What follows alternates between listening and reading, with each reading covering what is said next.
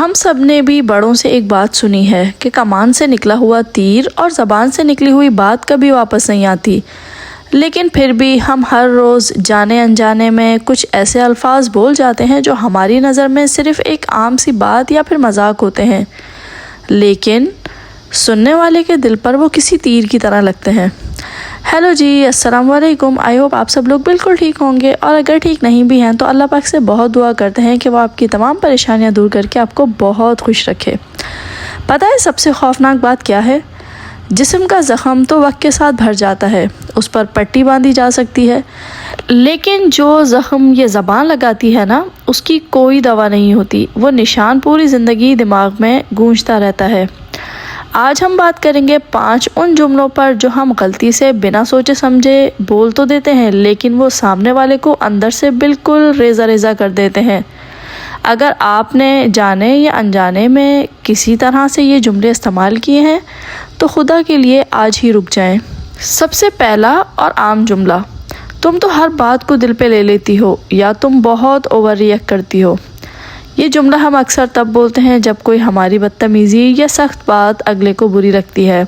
اپنی غلطی ماننے کے بجائے ہم سارا ملبہ سامنے والے پر ڈال دیتے ہیں کہ تم ہی سینسیٹیو ہو۔ سنو، کسی کے جذبات کا مذاق مت اڑاؤ۔ اگر آپ کی کسی بات سے کسی کا دل دکھا ہے تو آپ یہ طے نہیں کر سکتے کہ اسے کتنا دکھ ہونا چاہیے۔ جب آپ کہتے ہیں نا کہ تم اوور ریئیکٹ کر رہے ہو، تو اصل میں آپ اسے یہ احساس دلا رہے ہوتے ہیں کہ اس کے رونے کی، اس کی تکلیف کی کوئی ویلیو نہیں ہے۔ مذاق میں اور طنز میں بہت باریک لکیر ہوتی ہے۔ اگر آپ کے مذاق پر سامنے والا نہیں ہنسا تو وہ مذاق تھا ہی نہیں، وہ تو آپ کی بدتمیزی تھی۔ دوسرا جملہ جو ہم بہت آسانی سے بول دیتے ہیں، چھوڑو تم سے نہیں ہوگا، میں خود ہی کر لیتی ہوں۔ یہ ایک چھوٹا سا جملہ کسی کے اندر چلنے والی سالوں کی محنت اور بچا کچا کانفیڈنس ایک جھٹکے میں ختم کر دیتا ہے۔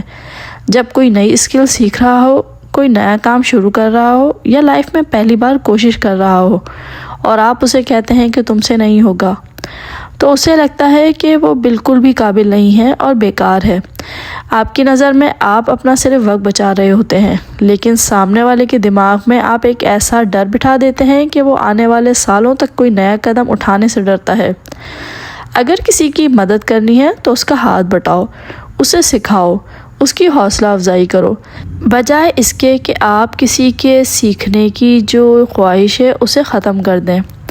تیسرا جملہ جو ہماری سوسائٹی میں ہر شادی، ہر فنکشن، ہر دعوت میں ہمیشہ سننے کو ملتا ہے، تم کتنی کمزور ہو گئی ہو، تمہارا ویٹ بڑھ گیا ہے، تم کچھ جاب کیوں نہیں کرتی۔ ہم اسے کیئر یا ہمدردی کا نام دے دیتے ہیں، لیکن یہ اصل میں باڈی شیمنگ ہے۔ کسی کے جسم پر، اس کے رنگ پر، اس کے قدرتی ڈھنگ پر بنا مانگے مشورہ دینا بند کر دیں۔ آپ کو نہیں لگتا کہ سامنے والا کس دور سے گزر رہا ہے؟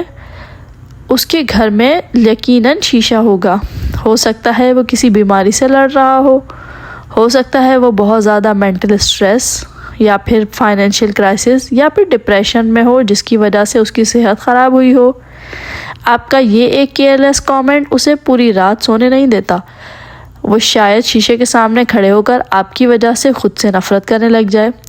اگر آپ کسی کو سکون نہیں دے سکتے تو اسے اپنی لکس پر شرمندہ ہونے پر مجبور مت کریں۔ چوتھا جملہ جو ہم اکثر اچھی نیت سے بولتے ہیں لیکن وہ زہر بن جاتا ہے، چلو شکر کرو تمہارے ساتھ یہ ہوا، لوگوں کے ساتھ تو اس سے بھی برا ہوتا ہے۔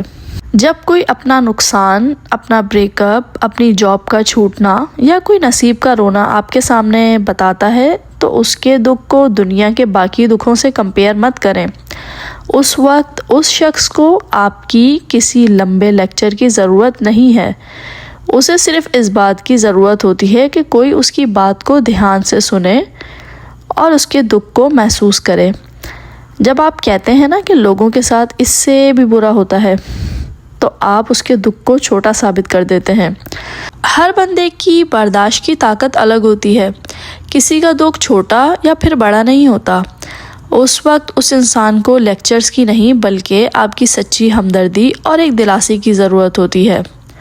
5واں اور سب سے زیادہ استعمال ہونے والا زہریلا جملہ ہے، میں تو بس مذاق کر رہی تھی، تم تو سیریس ہی ہو گئی۔